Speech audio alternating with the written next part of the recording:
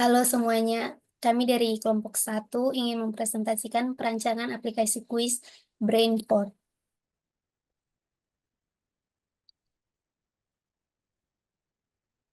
Perkenalkan, nama saya Melania Felicita Lau. Nama saya Rizky Darmawan. Ya, nama saya Immanuel Vikoyut. Nama saya Albert Hernando.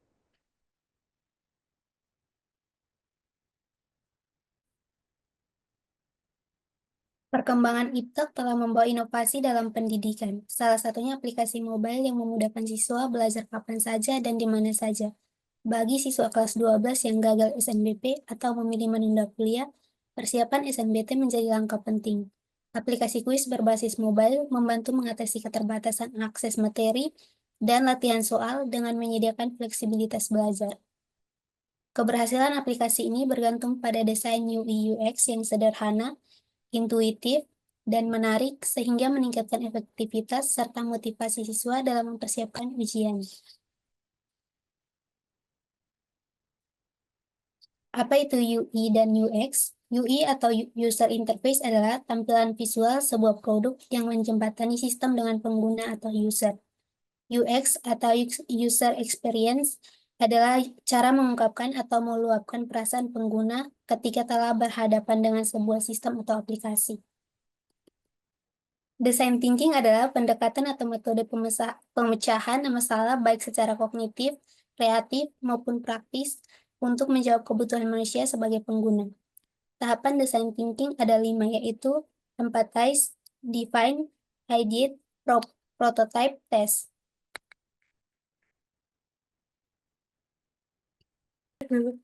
Empathize adalah proses penemuan data atau insight wawasan tentang masalah dan tentang pengguna. Empathize ini terdapat 4 map berbentuk persegi yang dibagi menjadi 4 kuadran dengan meletakkan pengguna atau klien di bagian tengah. Masing-masing kuadran ini adalah says, thinks, feels, dan does.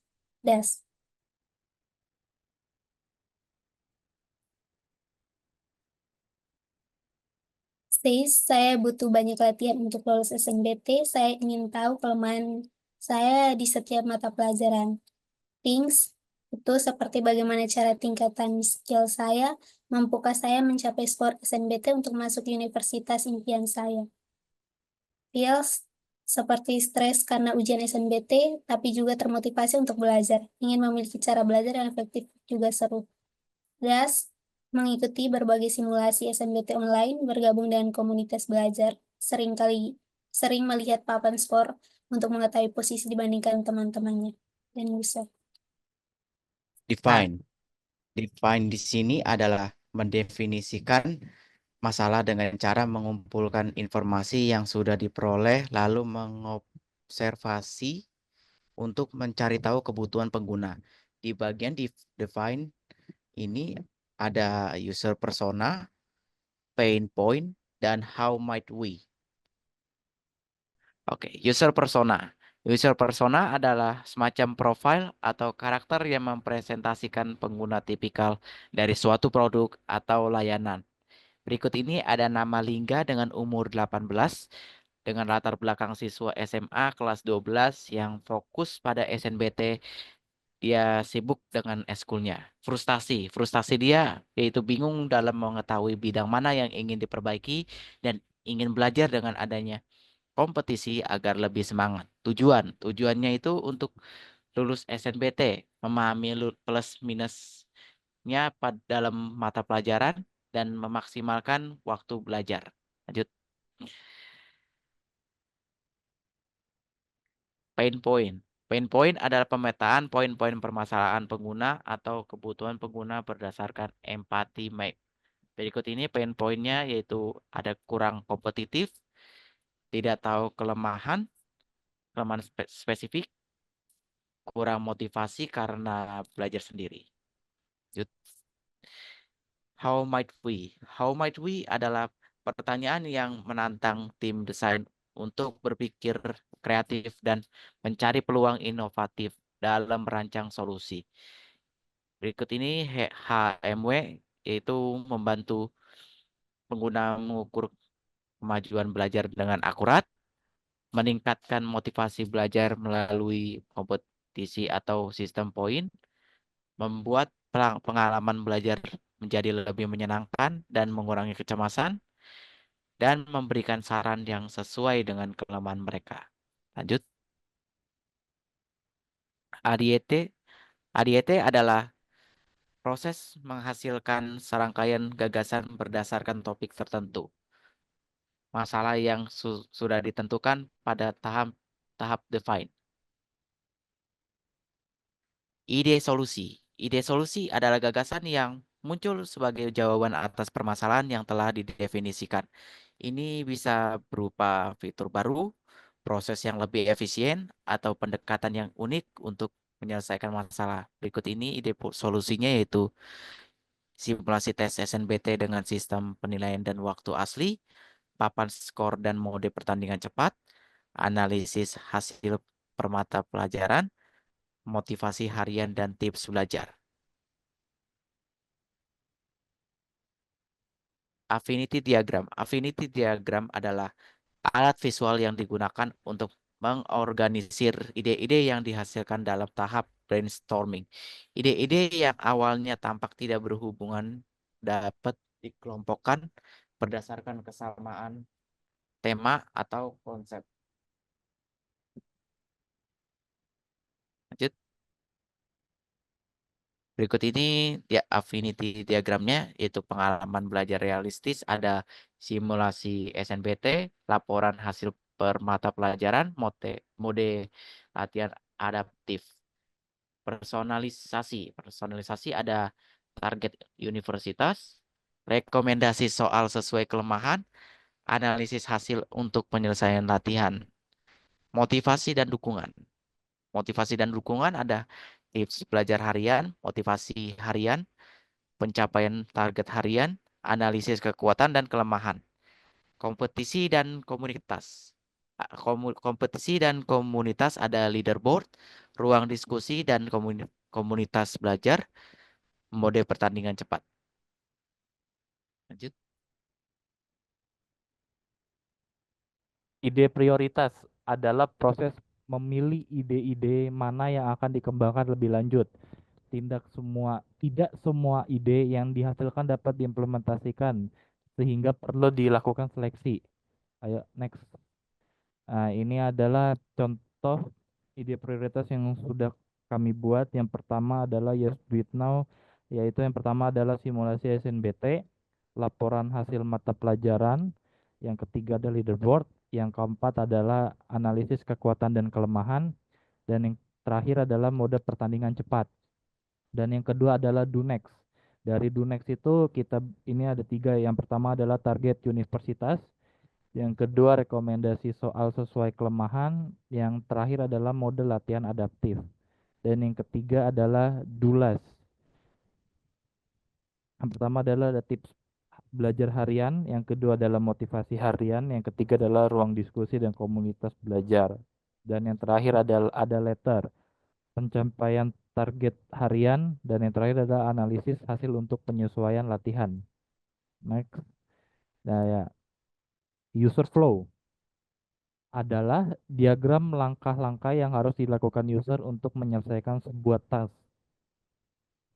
Dan ini adalah contoh user flow yang sudah kelompok kami buat. Next. Prototype. Prototype merupakan tindakan atau seni membuat, meniru atau menguji semua atau sebagian fungsi aplikasi atau website dengan user. Dan ini adalah prototype yang sudah kami buat di Figma. Ya, next. Tes. Tes adalah pengujian untuk mengamati atau mengevaluasi pengalaman pengguna saat berinteraksi dengan sistem yang ada di aplikasi atau produk digital lainnya. Tujuan dari tes adalah untuk mencari permasalahan, kegunaan, mengumpulkan data kualitatif dan kuantitatif, serta menentukan kepuasan pengguna dengan produk tersebut. Next. Nah, ya ini adalah hasil dari tes yang sudah diberikan oleh kelompok lain. Ya, UX User Plan, dokumen yang digunakan sebagai acuan atau panduan dalam pelaksanaan UX Research. tahapan UX Research Plan. Yang pertama adalah menentukan problem statement. Yang kedua adalah tujuan research. Yang ketiga adalah memilih metode research. Yang keempat adalah rekrut peserta. Yang kelima adalah persiapkan panduan. Yang keenam adalah tentukan timeline. Yang terakhir adalah bagaimana kamu mempresentasikan temuanmu. Next. Dan ini adalah contoh dari UX research plan yang sudah kami buat. Dengan tujuan research yaitu mencari tahu pengalaman user dalam menggunakan aplikasi quiz atau aplikasi tryout. Dan yang kedua adalah mengetahui kebutuhan user terhadap fitur aplikasi quiz atau tryout. Dan ada kriteria respondennya. Yang pertama adalah berusia di antara 17 hingga 22 tahun. Dan yang kedua adalah pengguna yang aktif menggunakan handphone. Dan yang ketiga adalah pengguna yang aktif belajar. Dan yang keempat adalah memiliki pengalaman dengan aplikasi sejenisnya. Dan yang terakhir adalah jenis kelaminnya mau laki-laki atau perempuan. Next. Dan untuk demo aplikasinya saya serahkan kepada Rizky Darmawan. Waktu dan tempat dipersilakan.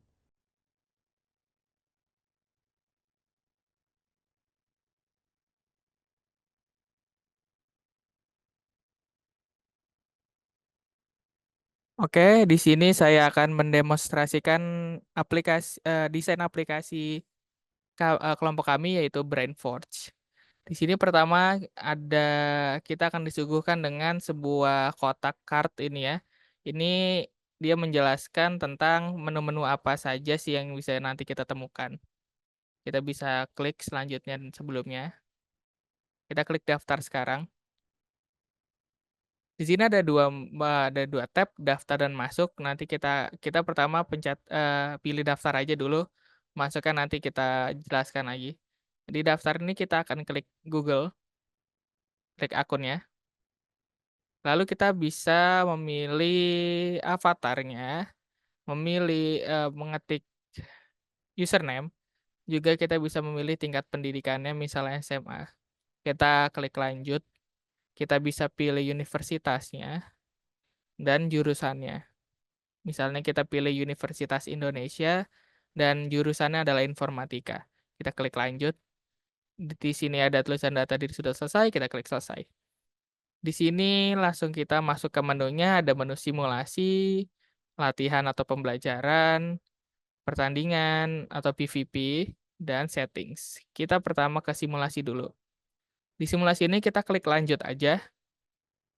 Di sini nanti kita akan masuk ke menu detail simulasi, di mana dijelaskan total waktu, total soal, dan beberapa sub soalnya. Misalnya ada tes potensi skolastik atau TPS, literasi bahasa Indonesia, literasi bahasa Inggris, dan penalaran matematika. Nah, kita mulai sekarang. Nah, ini saya langsung literasi bahasa Indonesia aja karena kita tidak membuat semua soalnya, hanya beberapa aja.